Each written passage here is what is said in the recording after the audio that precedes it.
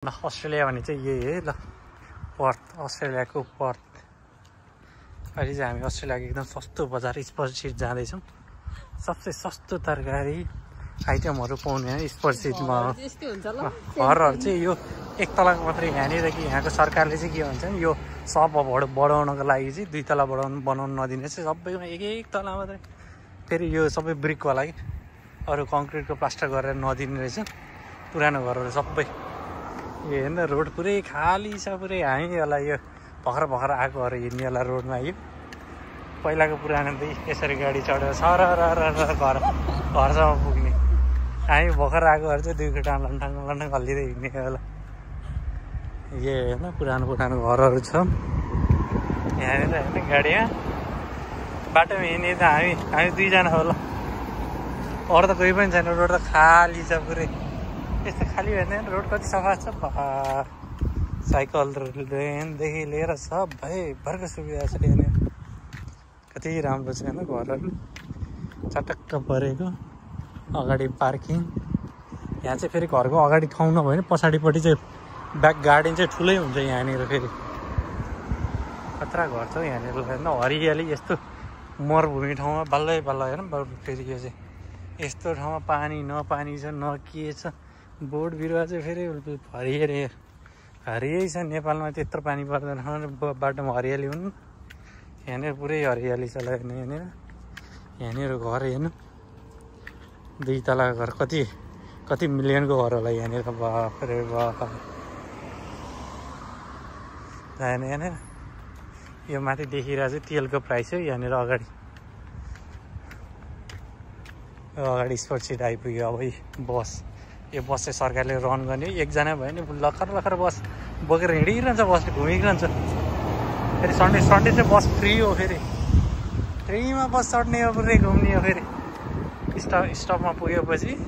गाडीको time table चाहिँ यस्तो हुन्छ सानो कुनै ठाउँमा चाहिँ पुरै स्टपै भनेर ठुलो बस स्टेसन राखिदिन्छ कुनैमा चाहिँ यत्रो सानो हुन्छ यो टुक्रुक्क गाडेर राखिदिन्छ रुल्स यहाँ बाइक अन्त ठाउँ कहीँ पनि रुनु पाउँदैन यहाँनिर सानो क्युआर हुन्छ गाडी कति बजी आइपुग्छ भने टक्क त्यहाँनिर हेर्नु मिल्छ मोबाइलमा यहाँनिर रुल्स टक्क अब ट्राफिक लाइटमा जाने उभिने पुरै हाम्रो बालिन सरकारले गरे जस्तै एउटा छ त्यहाँनिर जाने टिकट थिच्ने अनि हाम्रो पालो कति मिनटपछि आउँछ यहाँ चाहिँ फ्युलको प्राइस लेखेको छ पुरै यहाँनिर यत्रो बोर्डमा कति सस्तो छ तेल नेपालमा बाफरे यो फ्युल स्टेसन आफै हाल्ने आफै पैसा तिर्न जाने हो नेपालमा जस्तो तेल हाल्ने त्यही पैसा दिने हुन्न यतापट्टि कफी खाने के खाने भनेर सानो स्टोर पनि हुन्छ के चाहिने लिन जाने टक्क गाडी यहाँनिर रोक्ने पैसा तिर्ने त्यो गराइरहेछ फेरि यहाँ बोट स्पर्सिटको पुरै यहाँनिर छ के चाहियो स्पर्सिटमा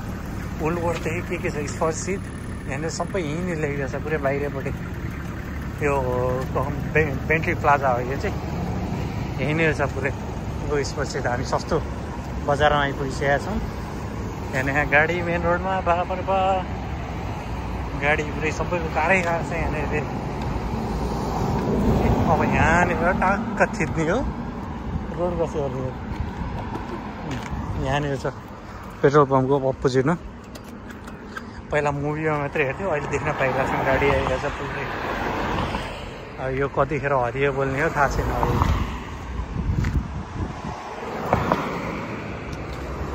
बाजा स्पर्सिटमा आइपुगिसकेका छौँ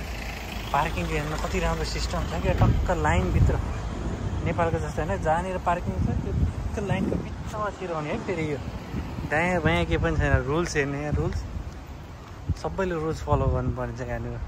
रुल्स होइन सेतोको बिचमा न सेतोलाई टच भएको छ न सेतोभन्दा बाहिर गएको छ जाउँ उता जानु लागेको छ हामी यो के अरे अस्ट्रेलियाको हामी पर्थमा छौँ 24 आवर्स यो सिस्टम होइन गाडी बिचमा के चाहियो यहाँनिर सस्तो यहाँ चाहिँ यो स्पर्सिटको सुपर मार्केट होइन यहीँको लोकल फार्मर्सको चाहिँ सबै सामान बेच्ने एकदम सस्तोमा उनीहरू आफैले पनि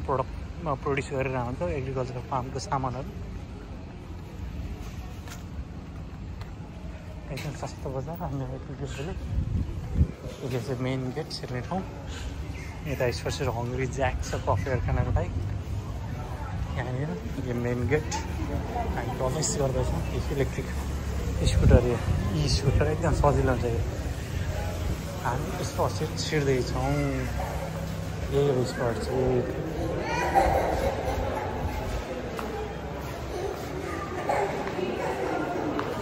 यति राम्रो लामो छ हेर्नु कति जान्छ अब यसलाई टकाले सस्तो बजार यस्तो क्या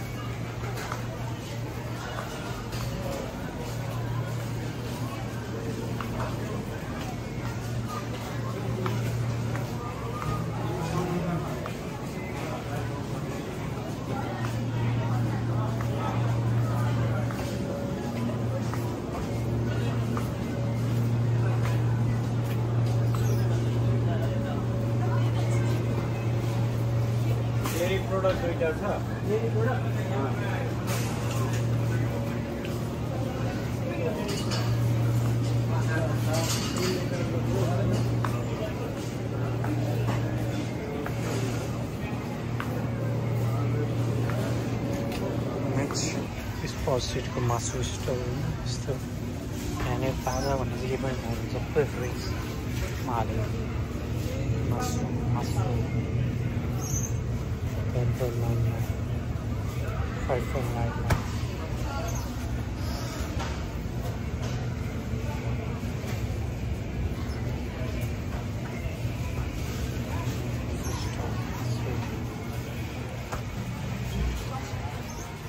चाहिँ यति धेरै आजको स्याटरडे हेयर पाउँछ स्याटरडे नाइट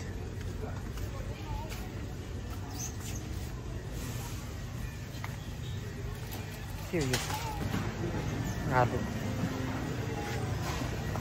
1.99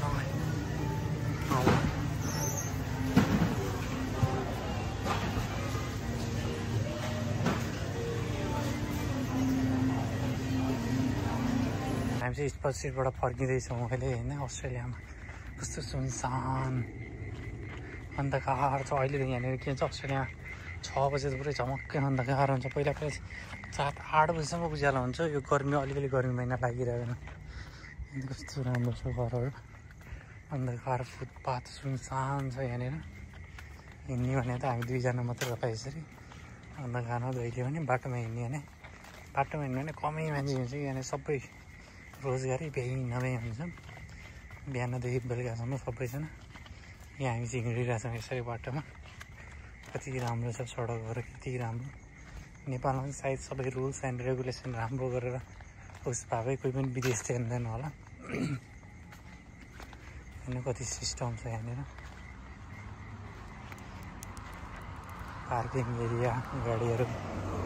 आफ्नो गाडी पार्क गर्ने लाइट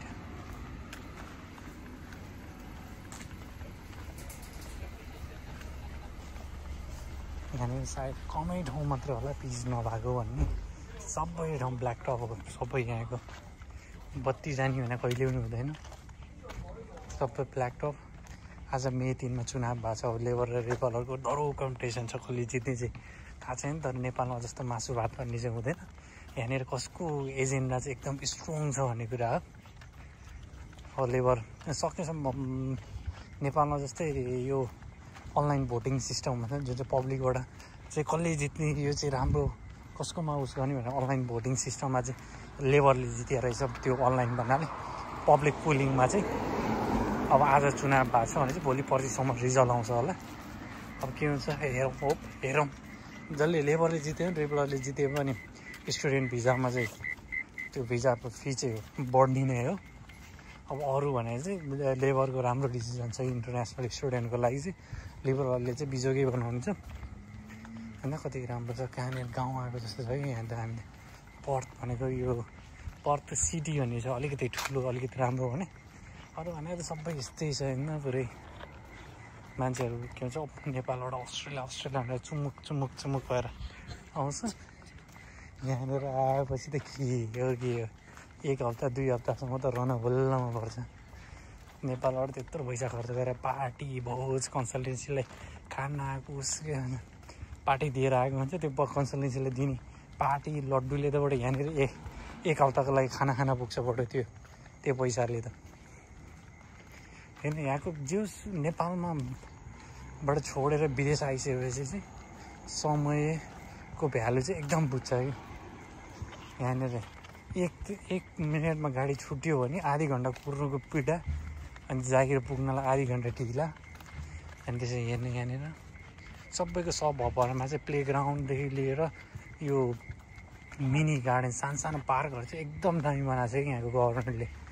त्यो चाहिँ एकदम मान्नै भनिन्छ। यहाँको सरकारले ट्याक्स जति काटे पनि यहाँको सुविधा यति धेरै छ नि। पार्क भन्ने पार्क छ, हरियाली छ, पानीको सुविधा त्यत्तिकै राम्रो छ, डाइरेक्ट ट्याप वाटर खान मिल्छ। हाम्रो जस्तो के भन्छ डाइरेक्ट ट्याप वाटर खायो भने त एकैचोटि हस्पिटल दौडिनु भ्याउँदैन त्यस्तै ठाउँको पानी खायो भने त। यहाँनिर इच एन्ड एभ्री ठाउँको ट्याप वाटर त्यति सफा छ। सबैले ट्याप वाटर पानी खान्छ यहाँनिर। कमैले मात्रै होला पानी किनेर खान्छ कोहीले मात्रै। त्यही नेपालबाट अस्ट्रेलिया आउँदा फर्स्टमा चाहिँ अलिकति अर्कै गनाउँछ, नुनिलो जस्तो गनाउँछ। बानी भइसकेपछि त एकदम टेस्टी पानी हो यहाँको। फेरि अरू पानी त चाहिँदैन हामीलाई। ल यहाँनिर बिचमा यता जाने उता जाने त्यो बोटहरूको साइन हुन्छ, कति मजाको बोटहरू यहाँनिर हेर्नु कति राम्रो छ। यहाँनिर यस्तो सानो खाल्डे जस्तो हुन्छ यो रोड क्रस गर्नको लागि भनेर। यो चाहिँ गिभ अवे भनेर जस्तो उताबाट गाडी आएको पनि हेर्नु पऱ्यो, उताबाट गाडी आएको पनि हेर्नु पऱ्यो। अनि त्यसपछि मात्र रोड क्रस गर्नु पऱ्यो यहाँनिर मजाले लाग्छ कति राम्रो। अब चाहिँ रोड क्रस गर्नु पऱ्यो, अब उताबाट गाडी आइरहेछ फेरि यहाँनिर बिचमा गएर रोक्नु पऱ्यो। त्यसरी हिँड्नु रोडको छेउछाउमा चाहिँ यति राम्रो बोर्डहरू चाहिँ मजाले रोकिरहेको छ कि कति राम्रो सिस्टम। यहाँनिर चाहिँ हराउँछ भने डरै छैन। नेपालमा जस्तो गुगल म्यापले काम नगर्ने भन्ने होइन,